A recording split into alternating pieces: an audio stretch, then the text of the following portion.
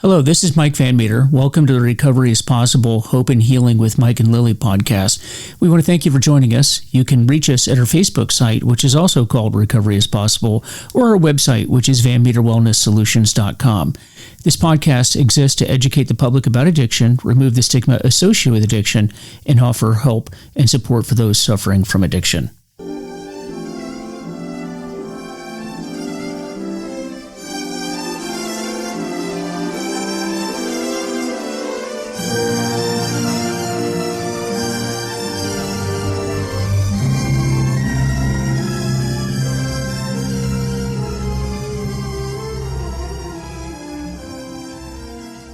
Hey everybody, this is Mike Van Meter, and thanks for joining us today on Recovery is Possible, Hope and Healing with Mike and Lily. And I want to get right into it today because we have an exciting guest, and this is somebody I have been looking forward to speaking with for some time. And this is Amber Hollingsworth, and she, if you have not seen it, is the host of a great YouTube channel called Put the Shovel Down. And she's an addiction recovery specialist, and she's out of South Carolina. And she really has a lot of interesting content that if you have not seen that, and I want you to check it out. And she talks a lot about recovery. She talks about relapse. She talks about the family. She talks about overcoming stigma, how you can support your the do's and the don'ts of supporting your family member, etc. It is just a lot of really good material, and she has quite the following, and it's quite impressive, actually. And we are very honored to have her on the show today. So with that, Amber, thanks for coming on the show. Thanks for having me, Mike. Happy to be here. So I've been watching your channel for a while now, and it's really, really good advice. And there's even like small snippets of, key takeaways. And I think that's important to do. I know in early recovery, when I came into recovery, I really hung on to, those small bits of information, sort of like key, very simple takeaways that are highly effective. And you do a lot of that, and it's very impressive. And you're an addiction specialist yourself down there in South Carolina. And before we kind of jump into specifics about recovery, relapse, and family support and all that, can you run through just, tell us a bit about yourself and how and why is it that you came to this space? Sure. Well, I'll tell you what, Mike. I don't have the most exciting origin story like you do. I'm so jealous. Oh, I'm not exciting. No, FBI agent, policeman turned recovery. That's a good origin story, and I only wish I had one that good. It just means I have a lot of damage to work on. That's all that is. It just means you have a lot of credibility is what that means. I actually ended up in the field by accident. I know most people that do what you and I do, they get here for like a heart reason, a passion reason. And I landed here by accident. I'm not in recovery myself. And I used to be, when I was a baby counselor, I used to be very intimidated about that. And one of the first programs I ran, it was for teenagers. And of course, the first question is, are you in recovery? And I used to would say, I'll tell you when you graduate and you're a mentor. Because by the time they graduated, I've won them whatever, it didn't matter. But these days, I'm pretty open about that. And I feel like what started as probably like a disability in this field kind of turned into my superpower, the fact that I'm not in recovery. At least that's the way I like to think about it. Kind of like if you're blind, you might develop better hearing or something like that. Because I feel like because I'm not in recovery, and they don't really teach you how to do this in counseling school. Like they might have you because you went specifically for this, but where I went to Clemson. They didn't teach us this. And so when I got into the field, because I wasn't in recovery and I didn't learn it in counseling school, I was just in over my head. I got hired at the place I interned. And I had been a school teacher before that, and they decided they wanted to have a teenager drug and alcohol, like an intensive outpatient program. And because I had taught high school for a couple of years and I had interned for a couple of months in a substance abuse program, they decided I was qualified to develop and run this program for teenagers. And I had to get these teenagers to show up 3 times a week for 3 hours at a time. And I Mike, I'm telling you, I didn't know what I was doing. I was way in the deep end, just drowning. And so I decided that, well, first of all, the most important thing is I didn't want anybody to know I didn't know what I was doing. Especially, I was brand new baby counselor. I didn't want to lose my first job. So I was pretending. And I decided, well, I have to make sure these kids show up, because if they don't show up, then I'll be found out. So I focused on creating a relationship with the people that I worked with. And to make sure they showed up, I wanted to make sure that they had a good experience with whatever happened. That was my main goal, is to make sure they had a good experience. And luckily, that actually worked for me.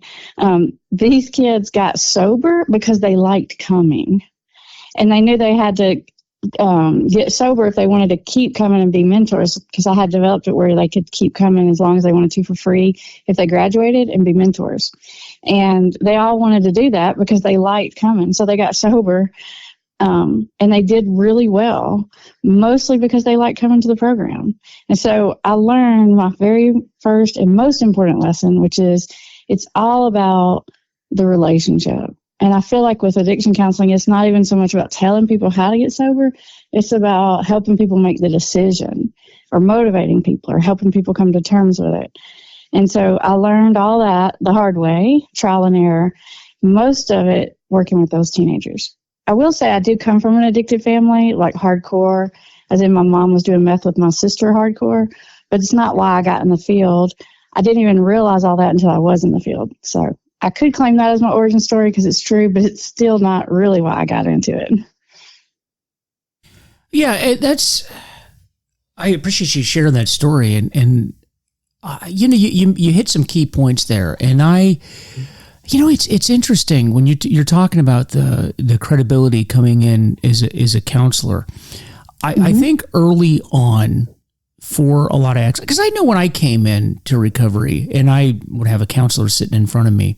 And if you're a counselor or somebody training to become a counselor right now, I want you to kind of listen to what we're both talking about here, because this idea of you have to be in recovery to be an effective counselor for addiction, I agree with you. I don't think that that's a necessity. No. Now, however, having said that, and it sounds like you overcame this obstacle, is when you come into the field, you do need to know the culture. You need to know the different programs that are out there. And I mean, know them, meaning you've got to go to the meetings. You got to go to AA, NA, Celebrate Recovery, Dharma, whatever. And I'll tell you why.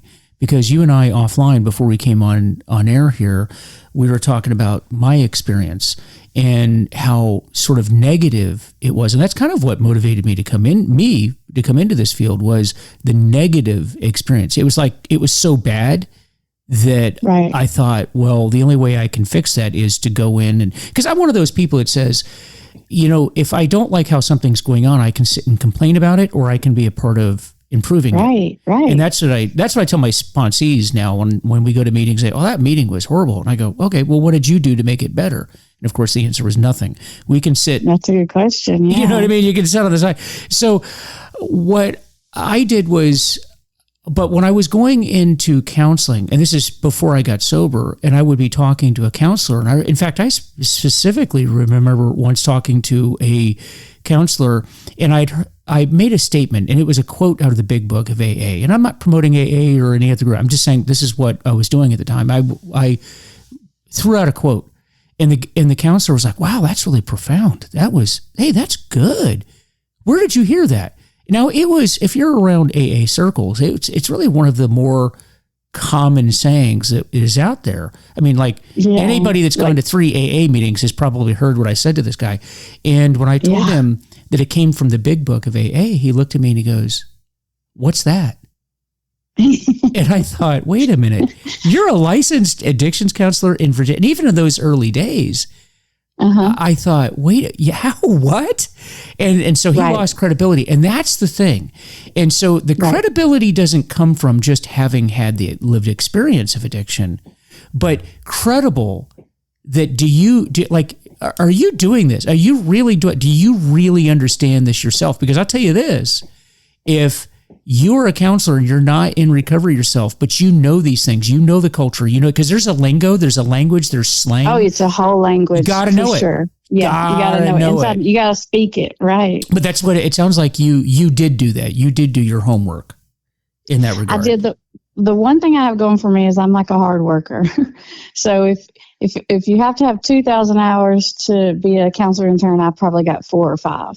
That's my style. So I did have that going for me, and that I dove in and just consumed every piece of information, did every program.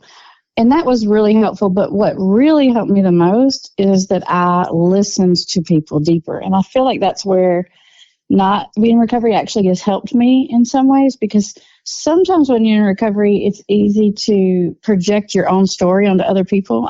I used to supervise counselors, and I would see this all the time. And I didn't have a story to project, thankfully. And so it allowed me to listen. And because I didn't have that immediate credibility to be able to say I was in recovery, I had to figure out another way to get the credibility. And so it kind of forced me to grow some different muscles, I think. Yeah. And I think that's fantastic. And I love it, because I tell people that I work with now, particularly first responders, and I do a lot of work with first responders. And what happens in the police and the military world, we don't trust anybody. Right. It's an us and them mentality. It's the thin blue line. It's us again. And so when I work with, a lot of the people I work with will come up and say, where's the police meeting? Where's the fire meeting? Where's the, why do they want that? Because they only want to associate with those people. And I get that. I get that in the beginning, and I'll kind of, the guys I'm working with, okay, here's where you go for this meeting.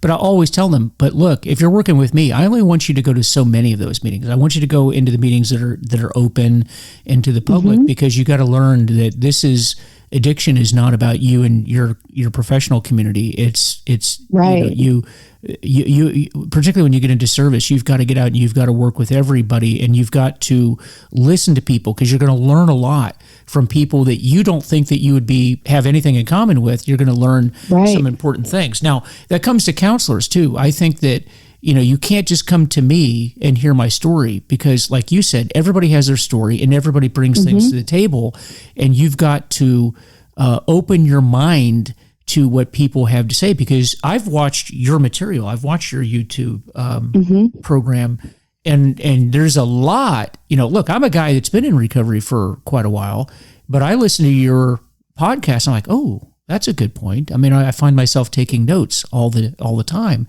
And, you learn these things. We learn from our spiritual leaders. We learn from the psychiatrists, the psychologists, the people in the meetings.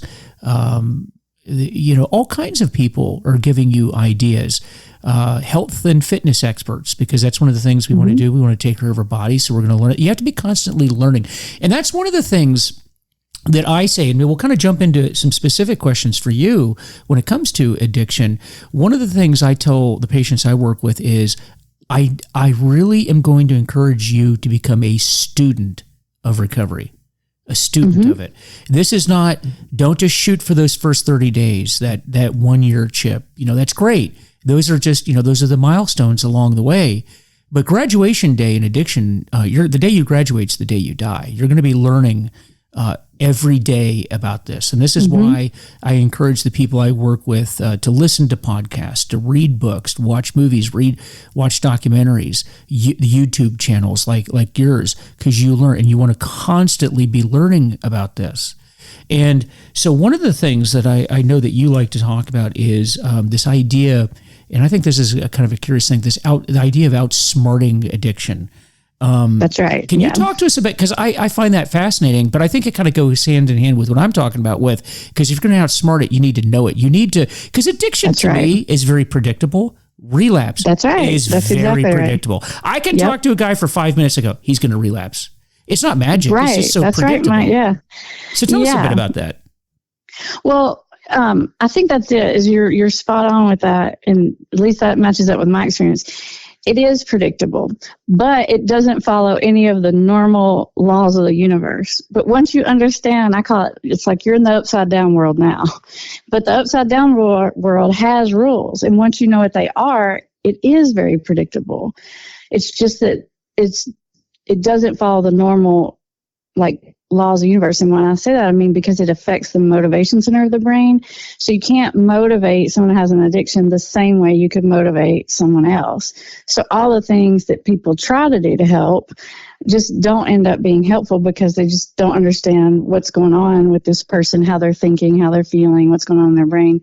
But like you said, it's predictable. If you could come tell me about your loved one who was doing this or that or the other, and I could tell you what's going to happen tomorrow. It's that predictable. You can sit in a meeting, you can hear somebody talk, and you can think, okay, over the next 2 months, this and this and this and this is going to happen, right? It is predictable, and that's what's great. And if you can understand what you're dealing with, you can get ahead of it because you can see it coming. Absolutely. And that's, it's tough to get people to understand that. And I think a lot of it begins with the fear of addiction. Right. What worries me, and you've probably heard this 100, if not 1,000 times. How many times have you heard this from a patient that you've worked with, particularly in detox, which I know you've worked in before? Yeah, I got this, Mike. I understand it. Yeah, I got it, man. I got it. I'm done. I'm done with alcohol. And my first thought is, oh dear God, you're going to relapse. And because I know for me, because with somebody with 30 years of sobriety, the one thing you never, and guys, folks that are out there listening right now, I'm going to tell you this right now. Somebody with 30, 40 years never, ever says they've got this, but that's probably why they have 30 or 40 years. And that scares me and I think it goes back to what you just said. It's because that they're not lying to you. They just are operating on the laws of physics that as we understand them. And like you just pointed out, we have there are physics in addiction. It's just different than the other physics that you know about. Right. It's different. Right. Did you ever hear that when you worked with clients? Like, I got this. Oh yeah, of course, you hear that all the time, and it kind of makes you nervous. I usually say if a client is coming and talking to me and they're saying, really struggling, I had this craving and I really wanted to drink or whatever it is, that really doesn't make me nervous. For one, the fact that they're telling me that tells me that they don't want to, or they wouldn't be telling me that. So it's talking to me about it, saying, hey, how do I make this stop? So I know that they are insightful, they're self-reflective, and they're in an active stage of change. But when someone says, I got this, what they're really saying is, I'm tired of hearing about all this. And that makes me nervous. That's a very, very good point. And in recovery, we call that, I'm trying to fix my back problem, because in my addiction, I had developed quite a back problem. I had a lot of people on my back, and I wanted to get them off my back. And so, addiction is very manipulative. And so what we learn over time is, I learned, Amber, how do I get Amber to stop bugging me about this? Well, I learned the buttons to push with her and say, okay, if I say this, Amber will go away. And she's off my back. Whether it's your wife, whether it's your husband, people, your boss, whoever, and we cover that up.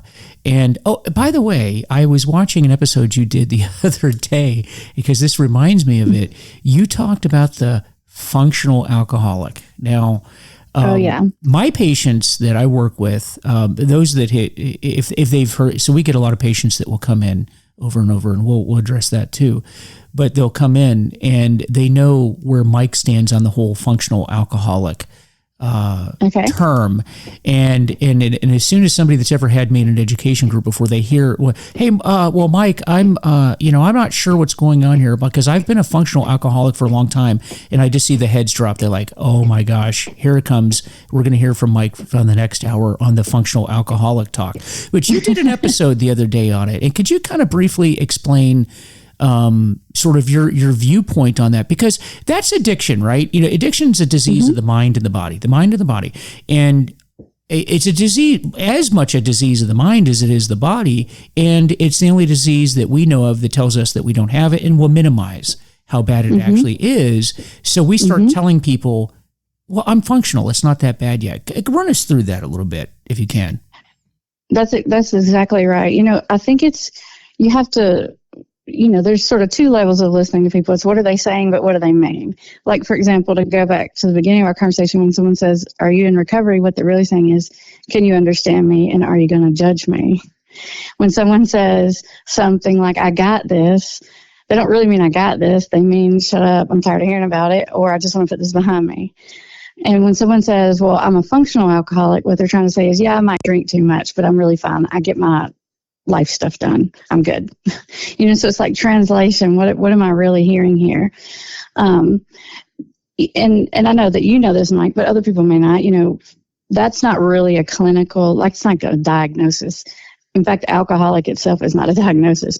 But I think we all have an idea in our mind about what a functional alcoholic is, and it's just what it sounds like. It's someone who's got a drinking problem but is still functioning in at least one area of their life, usually like work or school, or if they take care of the kids. So it's like they look functional on the outside, but it's progressively getting worse and worse, and they'll start dropping little balls here and there, and then more and more and more.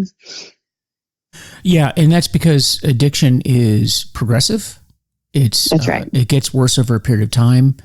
It does not ever get better, and there are no exceptions to that. And that's the thing. And that's why we have what, we in recovery we call it the yets. When people say to me, I haven't gotten a DUI yet, or I haven't lost my job yet, I haven't lost my wife. Not yet, but you will, because it's progressive over time. And if you're listening to this podcast and you're struggling with a substance issue, you know what we're talking about. You know that it's getting worse. And so how I kind of run through it with the patients is this: when somebody tells me that they're a functional alcoholic, and I point out exactly what you just said, and that is, I'd like for you to go through the DSM-5 with me and show me where functional alcoholic is listed in the DSM-5, because I've not seen it ever. We don't treat that here in the hospital. If you're a functional alcoholic, we need to discharge you immediately, because that's not what we do here in this particular unit. We deal with alcohol use disorder severe. That's the diagnosis. And so if you're functional, then I don't really know how did you take a wrong turn somewhere? Were you going to Walmart? How did you end up in detox? Were you like looking for the gardening department at Walmart, but took a wrong turn and ended up here? I mean, how did that happen? By the way, it's a Wednesday afternoon and you're in the hospital. You're not at work. You're not with your family. And what I always say to them is, okay, so if you're a functional alcoholic, here's what we're going to do. I'm going to bring your wife, when your wife comes in at family visitation hours today, I'm going to sit her down and apologize to her and apologize to you and write a letter. I'm going to get the doctor to sign it, and how, we're sorry that we kept you here for a diagnosis that doesn't exist. And we're going to apologize. So we're going to ask you, please don't sue us for bringing you in here and keeping you against your will. So we're going to release you. But before we do that, I'm going to ask your wife over here a few questions. And, and I'm going to tell your wife, hey, Bob over here is leaving. He's going to go home with you tonight. And she's going to say, well, why? Why is Bob going home with me tonight? And I'll say, well, because I was talking to Bob, very nice guy here, and he told me earlier today that he's a functional alcoholic, and we don't treat functional alcoholics, so he'll be going home with you. And I always ask Bob, well, what will your wife say? What will her response to that be? And I always get, she'll say that's a bunch of BS. And I'll say, well, why? Why would she say that that's a bunch of BS? Because it will start off with, well, who told you that he's a functional alcoholic? And I'll say, well, Bob did. Bob told me that. Well, okay, Mary, what's your opinion? And she'll say, well, how did he come to that conclusion? And, well, it's because Bob told me that he still has a job. Okay, he still has a job. Well, we live in the Washington, D.C. area. We're at the heart of the federal government, right? And those of you that, if you don't work for the federal government, or if you never have, maybe let me just kind of tell you how this works. You get over 30 days leave per year. And you can even roll it into the next year if you want to. Most workplaces will never see that. You get more sick leave than you will ever use in your life. If it's a holiday, you're taking it. If there's a rumor of snow next week, you're not going to work. If Monday is a federal holiday, we'll take half a Friday, the whole weekend. And by the way, the middle of about November through about February, nobody does anything anyway. Okay, there's your federal government right there. Now, what that means for the alcoholic is you're calling out a lot and nobody's saying anything to you because it doesn't matter to anybody. And all my patients, because they live here, they're like, yeah, that's pretty true. And I said, that's the truth, right? But if you were working at Walmart, they would have already fired you by now. You and I both know that. If you go to McDonald's, they would have already fired you by now. Yep, that's pretty much true. Okay, but back to Mary over here. She says, so he calls out from work all the time, and that's why he hasn't been fired. But did he tell you that I've left him half a dozen times? I'm in the process of divorcing him. The kids want nothing to do with him. He used to be the pinnacle of health, and now he never leaves the couch. He doesn't have any hobbies. He doesn't have any friends. We have zero relationship at all. Did he tell you all that? Well, no, he didn't. Okay, so what part of that is functional? And I think the problem is that a lot of people in general, men definitely, kind of like this, we're tied to our job. And as long as we have our job, somehow we're still functional. But the fact is, we're not even all that functional at that job. We're having problems at work. They just haven't fired us yet. And I think that, and so usually when I run through that, and I go into a little bit more detail, people are like, oh yeah, I see your point. But I mean, is that a pretty accurate description, do you think? Well, I think you and I are probably lined up completely 100% on what it means to be a functional alcoholic, but we might be slightly different in how we would handle that with someone. Because I definitely agree with what you're saying, but I would probably go about addressing that pretty different. And maybe it's because of the whole thing like we talked about before. Yeah. Well, tell us how you would, because I am interested in hearing it. Because when I saw that podcast episode, I thought, well, that's something I got to talk to her about, because that's just kind of how I look at it. But what's your thought process on it? Well, the thing of it is when someone is saying I'm a functional alcoholic, I see that as a really good sign, because it means they don't want to be an alcoholic. And I think that's great news, because I think people that are sort of in some level of denial are actually easier to deal with and easier to get to change than the ones who've like totally accepted it. And sometimes people will just be like, this is just who I am. Like they just sort of reside themselves to it. Like this is just my plight in life. I'm just going to die alcoholic, like active alcoholic. And so what I say to people is I say, oh my gosh, I am so glad, because most people, they don't figure this out until they lose everything. And you're one of the smart ones, and you're seeing it coming for 10 miles, and you're going to get out of this before you burn every bridge. And then they're like, that's right, that's me. Yeah. And now I've got some credibility. Yeah, no, and I think that that's a very, very good point. And I absolutely, I agree with you with everything you say. And I think it's just, here's something else too, that is a therapist, that I think you have to apply sort of a different technique to every person that comes in. Right. Yeah. And because when I'm talking, a lot of my patients actually do work for the government, so they understand that the example that I gave. And they're, to be honest with you, a lot of them are actually kind of used to being talked to the way, because like that, the way I put it is very direct, and it's very just kind of, but in the world that I come from, they kind of want it direct. Just tell me what's going on. Now, that's not everybody.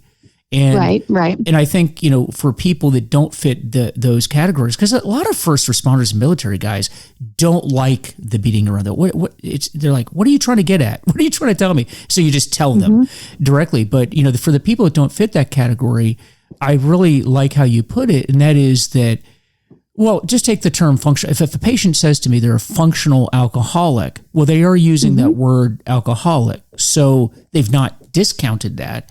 So it's crept in that, okay, I understand there is a problem here. Now that it's just opening that door. Okay, let's explore what that problem is.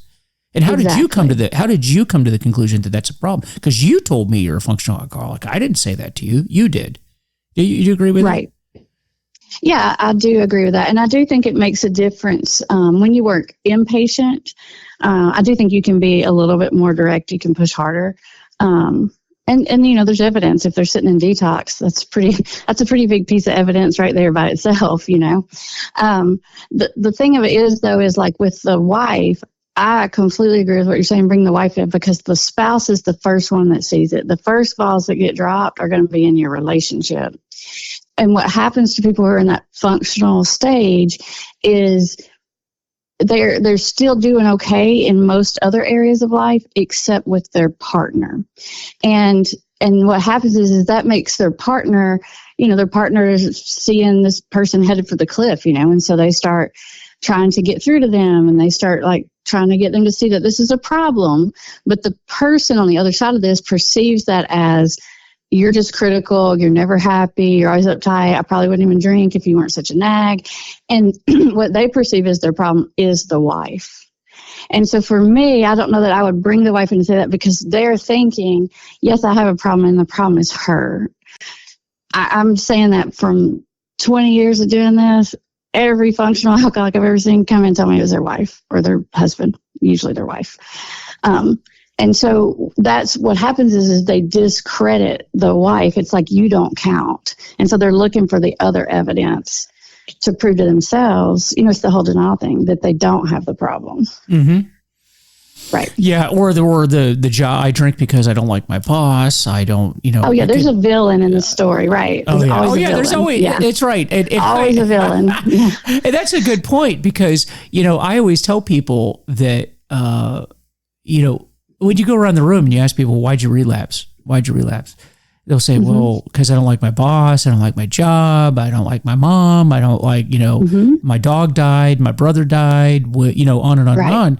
When in reality, those are things that happen to everybody. I mean, that's called life. Exactly. Right? And when it comes to, and I'm not trying to be morbid here, but when it comes to death, if somebody dying in my life is a reason to drink, then I'm probably I'm already building in an excuse to drink, because you live long enough, you're going to have somebody die in your life. It's just, that's the reality of it. And so you're kind of building in that relapse. But I think that it's a good way of looking at it. Like you said, when it comes to addiction, there's always a villain, or if it's not a villain, it's a reason, right? Like the death. Right. Or losing my career, or whatever the case may be. But that's not going to be the answer. And in fact, so the other thing that I know you like to talk about is those expectations versus the reality as we're moving forward in recovery, because it is a process. Recovery is a process. Look, it sure is. And I know we all know those one chip wonders, the person that comes into a 12-step meeting and they, because I know those people. They picked up, went in, saw the light, got the 24-hour chip, and here they are 30 years later. I was not one of those one chip wonders. And in fact, I think most people aren't that. I think most people kind of follow the sort of the path that I did, and where it's just over and over. You're going to detox centers, you're going to treatment, you're going to AA meetings. And hey, look, by the time I got sober, I knew, and I'll just talk about AA here. I knew it. I probably could have taught a master's level class on AA by the time, but I was still drinking, right? I was still drinking. And so, but then finally, and we can talk about what caused the light to come on. But if you're listening to this podcast and you have a loved one, or maybe you are the person that's struggling, and you're just frustrated, and you're like, this doesn't work, this program doesn't work, work at therapy doesn't work, medically assisted treatment doesn't work. If you're thinking that, just understand that don't give up. Don't give up, because and don't look over at this person over here that's like, well, they got sober when they went, what the heck's going on with me? Don't compare out to other people. Don't make their journey your journey. It can happen, and stick with it, because it may take a long time. It may not take a long time. But you talk about this process. So what are your thoughts on that? I think, and when you bring up the sort of one chip wonders or whatever, even people that maybe they pick up one chip and they get sober, they go to treatment one time and get sober, I promise you they tried 50 times before they went and picked up that chip or went to treatment. So it looks like I just raised my hand and I said, this is me, and I tapped out. But I've never seen it happen that way, because part of the process is people go through, and with alcohol specifically, years of what I call bargaining. And bargaining means, okay, I have a problem, but it's not that bad. And then it's okay, I have a problem, I need to cut it back. And then it's okay, I have a problem, but I should probably just quit drinking liquor and just drink beer or wine or something like that. Or maybe if it's just the weekends, or maybe it's just socially. And people have to like run through that list and check all of the things off of that list until they come to terms with like, I'm going to have to give this up completely, which really makes sense. I mean, who wants to have to give it up totally? So you gotta run through your bargaining list to get there. And most people, when they're dealing with someone in this phase, they just get frustrated because they're like, they're saying they're going to get sober, but they don't really mean it. Or, maybe they'll say they'll get sober and they'll do it for a week or 30 days or something like that. But I see it as a good sign. When people are bargaining, I'm like, this is great, because this is somebody in their process of figuring this out. And you can't skip bargaining. You can speed it up, but you can't skip it. So I see that phase that other people look at as a problem, and like maybe they don't get it, or they're not willing, or they're in denial. I see that as part of their getting better process. Yeah, I agree with that. I think it is a problem, and it doesn't even end, by the way, once you get sober. And I think that's important. Anybody that's listening to this, I'm going to point this out again and again and again. Recovery is a process that will last the rest of your life. Because even when you put the drink or the drug down, you're still developing. We talk about early recovery, long-term recovery. We talk about, working through, your life, because alcohol is not our only problem. Oftentimes we have maybe we have underlying psychological issues. Maybe we do have life problems. Maybe we're struggling with our spiritual development. So we're always working on all this, but they're not separate. I think they all work together in these types of things. Like, look, these years later, I'm working my recovery program just as hard, but in different ways. Than year one looks different than year 10. The guys and the gals that are in their 30th or 40th year, they're still struggling with things, but it's different things than, because early on, like in your first year of recovery, you're dealing with the physical damage that you've done to your body from drugs and alcohol. So there's a lot of healing. I mean, like literal physical healing, the brain and the body that has to happen. Maybe you're dealing with the consequences of your drinking and drugging, like a DUI, a divorce, lost job. Maybe you've done jail time. Maybe you're dealing with court issues and relationship issues. And that's why that first year is very difficult, because you're doing the physical and all the damage control. And then, later, you're dealing with the emotional part, the psychological part, the spiritual part. But these are all processes, but this takes years. This is not, and I think one of the things that with us addicts is we want what we want, and we want it now. When it just doesn't work that way. These processes, like in the detox center, we'll give a patient whatever drug they need, whether it's Librium, phenobarbital, Ativan, whatever, and we're giving it to them, and they're like, "This isn't working." We're like, yeah, we gave it to you 15 minutes ago. Yeah, but why isn't it working? I think that's how we addicts look at the world. But can you address that a little bit, like that whole process and the patience and the really just allowing this to work, but you have to work it. You're exactly right. It is a lifelong process, and I usually say all my favorite people are in recovery, and the reason is because to get into recovery, you have to develop these abilities, these muscles, as I call them, that regular humans don't have. You have to become so much more self-reflective, because in order to conquer an addiction, you've always got to be so mindful of what's going on with you, what your intentions are. Like, you're watching yourself more closely than most people have to. And so you become better at things in a lot of ways. And so in those later days of recovery, you're still working on that, and there's like a vigilance. But I always make sure to tell people, even though that is a lifelong process, in case there's anybody listening that's kind of either brand new in it or thinking about getting sober, I would say to you, yes, it is a lifelong process, but it's it's not hard like that forever. Because I think it's important for people to know you're not going to be sitting here craving alcohol, miserable forever. In fact, that's going to get better so much. I'm like, in 3 months, you're going to feel like you're a different person. Yeah. And so, yeah, you have problems and you have things you're working on recovery, but it's not the alcohol part. No. Yeah, and that's a good point, because I think people get scared when they first come into recovery. They do get scared when they hear that, like, you're going to have to go to meetings for your whole life. Yeah. And that freaks them out, right?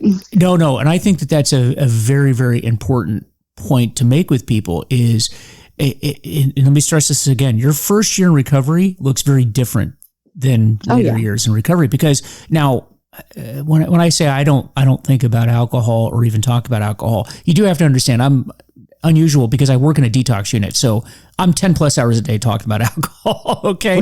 But that's because of where I work. But I didn't always work there in recovery. I worked other places.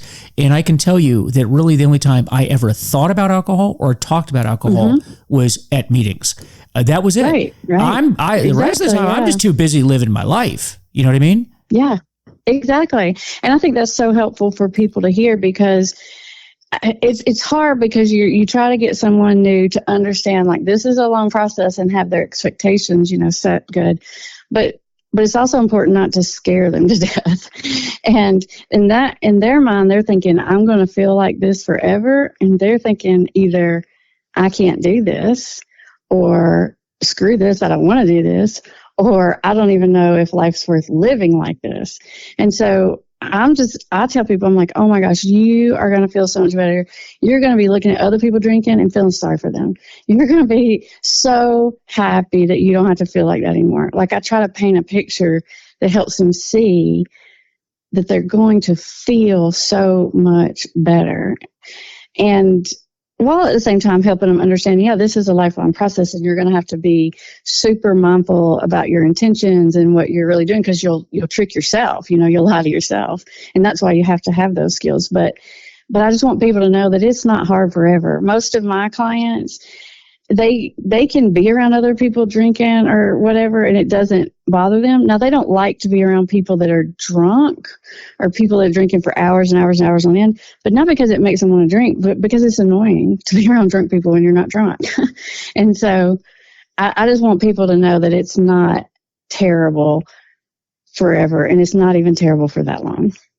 No, it's not. I say, outside of this, I don't even think about alcohol. Exactly. Right. Not at all. And when it comes to it being like your escape from your life issues, I can tell you this, that in recovery, I have faced more trauma, and I've death and like legitimate negative issues. I've experienced more of that in recovery and did not drink over it. In fact, I'm happy to say that when some of these really traumatic incidents occurred, drinking was not even on the list of options to me. And it wasn't because I was forcing it. It was because it just isn't on the list anymore, because you mentioned, I feel so much better without it. And I know that it's not going to solve anything. And then I'm less equipped to deal with it, because, there's something I used to hear all the time is, life is hard.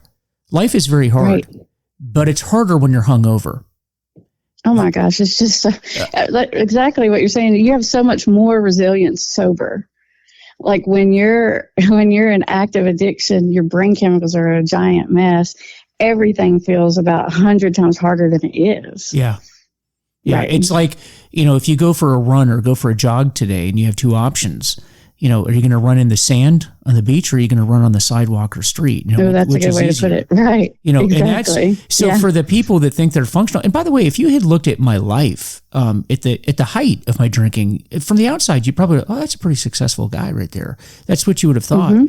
But I didn't realize until I stopped drinking that my life and my career went from, I had been running in sand at that point, and then I got sober, and then I was running on the street. Yeah, it was just so much easier. Imagine if you're doing this, feeling as crappy as you are. Imagine what it's going to feel like when you don't feel so. You're going to skyrocket, and people usually do in their careers. Maybe they were doing well, but once they get sober, they do so much better. I see these days I sort of specialize in high functioning alcoholics. I see a lot of businessmen who drink too much, a lot of lawyers, a lot of doctors. I'm like, you're doing good now. You're going to like go through the roof. And they do. They just sort of take off because they don't even realize how bad they've been feeling until they get on the other side of it. Yeah. It's like having anybody that's ever had chronic pain. Right. You know, maybe if, you know, your bones are out of alignment and you're getting like this pinched nerve and you don't get it addressed. And then you just kind of adapt to it. You're like, oh, well, yeah, my left leg hurts all the time. But you kind of adapt to it. And then you go to a doctor or a chiropractor and they fix it. They get realigned. You're like, oh my gosh. Right. Wow, exactly. I feel so much better. Oh, okay. Well, how long has this been a problem? A couple of years? Well, I just kind of got used to it. And now then it's almost like you don't realize how bad you were feeling until you start feeling good. You really don't. And then when you start feeling good, you're like, wow, that's a lot better. You're like, that's kind of what crap, how did I live like that for so long? It's like, wow, that was terrible. Yeah, exactly. Well, hey, one thing I also want to address is because you do talk about families quite a bit. And you talk about relapse. You know, we've talked about relapse as, look, make it clear, not everybody relapses in recovery. So it doesn't have to be a part of your story, but for many, many people, to include me, it is a part of the story. And I think if you are one of those people out there listening and you're relapsing, all I'm going to say to you is don't give up. It's not about how many times you fall down. It's how many times you get up. But I will ask you to learn from that. If you've had a period of sobriety, let's say 6 months, and then you relapse. Okay, well, you were doing a lot of things right. And then this happened. Okay, let's dissect that. Let's learn from that and let's move forward. But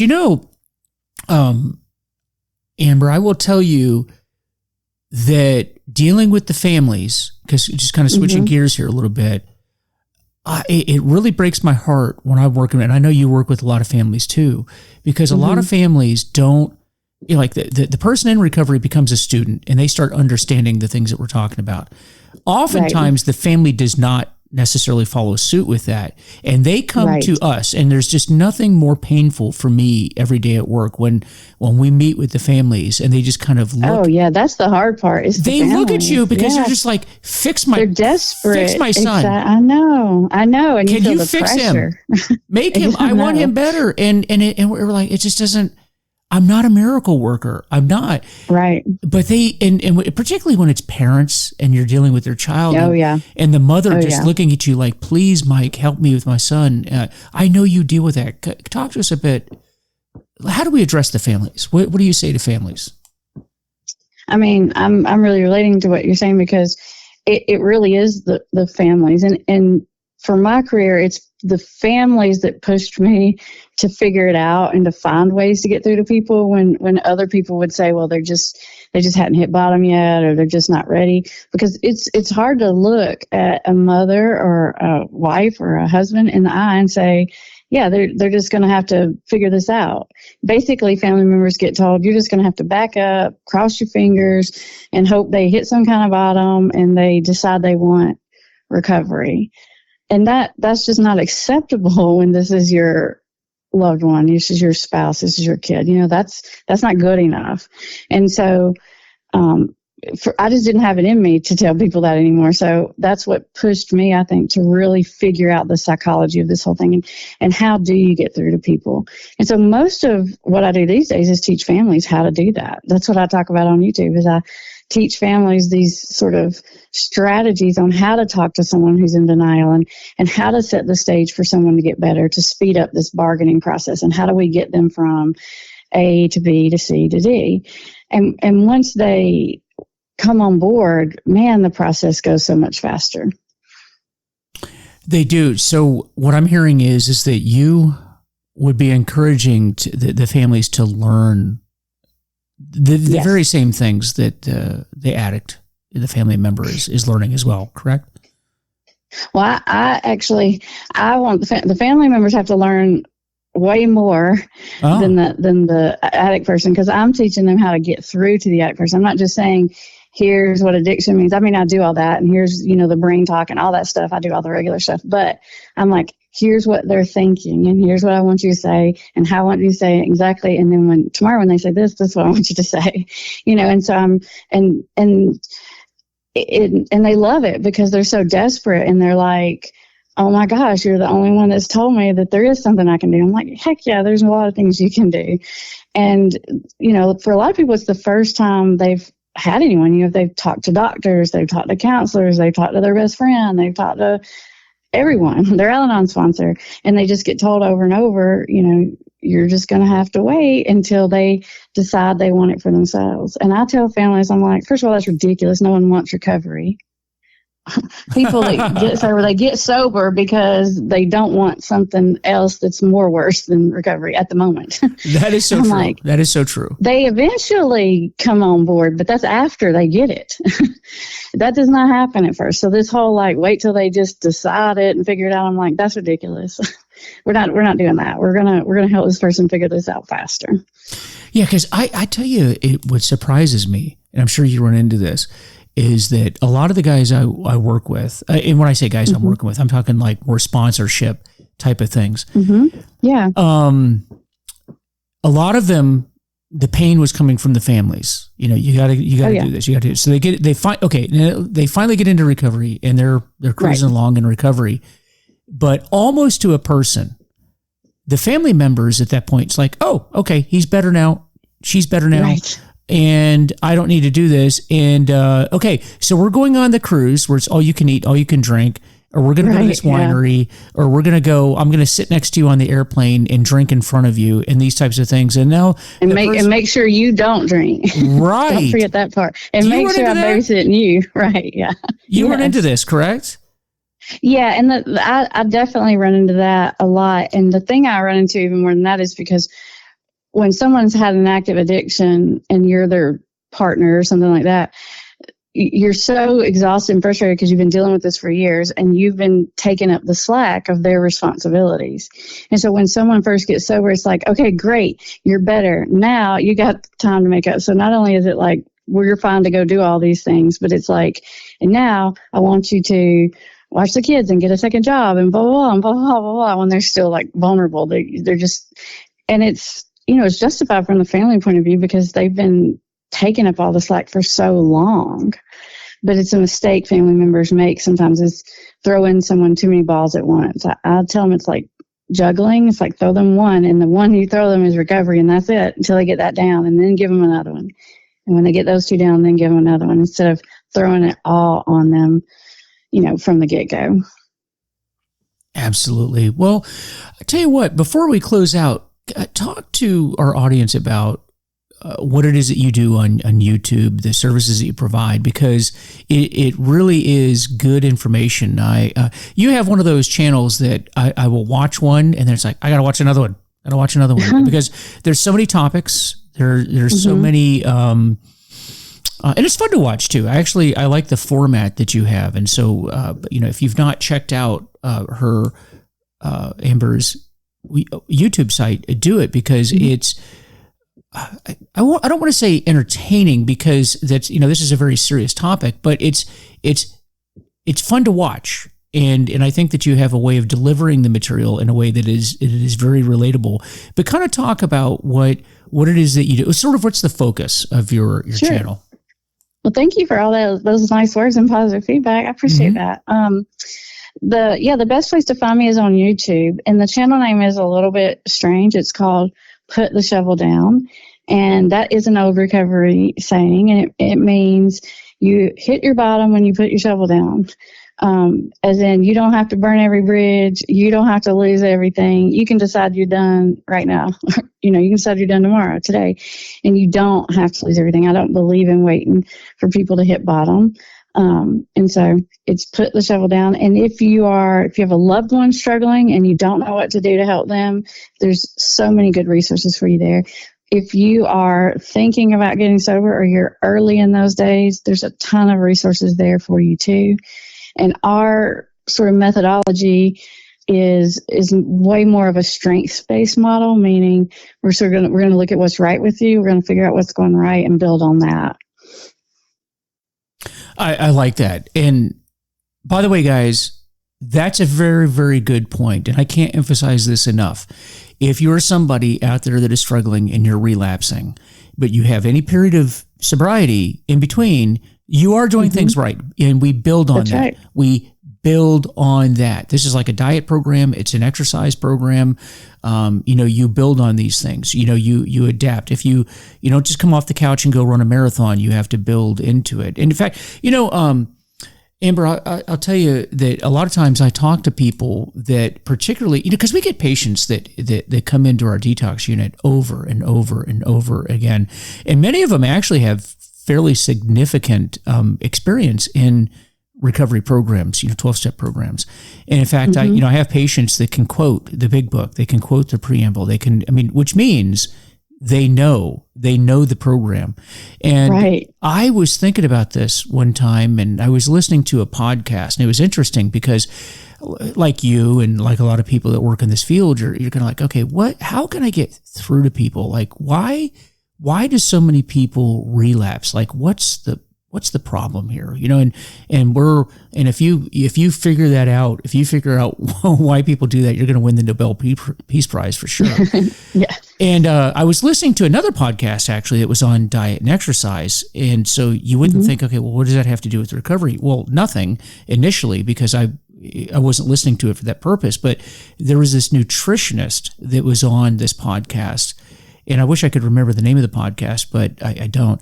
And this guy's being interviewed, and the interviewer says to him, hey, isn't it true that 95% of all diets don't work? And I thought that the guy's answer to that was interesting, and I thought that it had a direct correlation to recovery. He said, I don't like how you asked the question. Your question is, isn't it true that 95% of all diets don't work? He said, why don't you ask me, hey, why is it that 5% of them do? Right? And I thought that was interesting. He goes, look, I'm not interested in what doesn't work. I'm interested in what does work. Yeah, that's a great reframe. He says, because really when you think about it, the nutritionist was saying, he goes, look, if you think about it, diet and exercise is actually kind of simple. Don't eat garbage, exercise, hydrate, sleep. Don't eat garbage, exercise, hydrate, sleep. Well, when it comes to recovery, really true recovery principles are kind of basic, right? They're basic things. Yeah. And he says, so when you say that 95% of all diets, no, the diets and exercise do work. He goes, it's just that 95% of the people don't do that. They have their cheat days. They tell you that they're going to the gym. And he says, take that calendar out. And actually, because most of us think in our mind that we work out more than we do. We think that we eat cleaner than we do. But if you actually tracked it, like and didn't lie about it and just tracked it, you'd find that you're not doing near as much as you think that you do. And I thought about that because I go, these people that keep coming into detox over and over and over, and that was me too. They'll tell you that they're going to meetings. They'll tell you they're working a program. They'll tell you they're doing these things. But when you really kind of press them on it, they're not. I think they think that they're doing all that, but they're not really doing all of that. And so what it is, and I'll tell the clients that come in is, you are doing some of these things, which is good. That's why you're getting these shorter periods of not drinking or drugging. But we need to apply all of it. And we need to let's start applying what you already know, because many of them already know a lot about recovery. Now it's the execution part of it. They really do, yeah. Do you agree with that? I do agree with that. And I would just even add to that. I would probably ask that person, what parts of recovery do you really like and that work for you? And what parts of it you really don't like, aren't working for you? What parts you don't agree with? Because what I'm looking for is, what is the roadblock?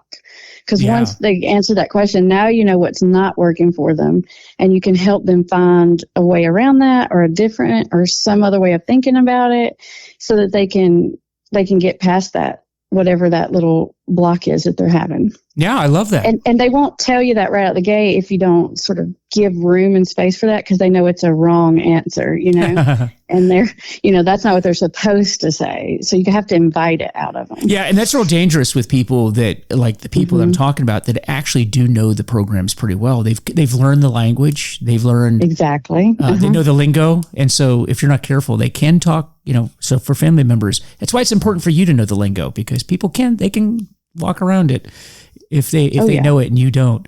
So it's important to be that student of recovery. That's right. Yeah. Well, hey, Amber, it's been great talking with you. Now, again, you have your YouTube channel, Put the Shovel Down. Mm-hmm. And do you have a website, or how else can people contact you? We do have a website. It's called FamilyRecoveryAcademy.online. But to be honest, I feel like the best place to start is YouTube because there's so much free stuff there. It's a great place to absorb, learn, decide what if you need something, what that something is, and then head over to the website. Oh, that's fantastic. Well, it's been a joy talking with you, and I've looked forward to this. Because for weeks now, I've been looking at your content. I was like, I can't wait to talk to her. So it's been a joy talking with you today. Same. Thank you so much. I love what you're doing. Well, the same here. And we'll keep in touch. And for everybody out there, recovery is possible. And, visit our website, VanMeterWellnessSolutions.com, and spread this podcast far and wide. The message that Amber has here is very, very important for you. But for anybody that that needs to hear this message, spread it far and wide, because recovery is possible. That's what we do here, and we're trying to help as many people as we can. So you all take care, and we will be talking to you next week.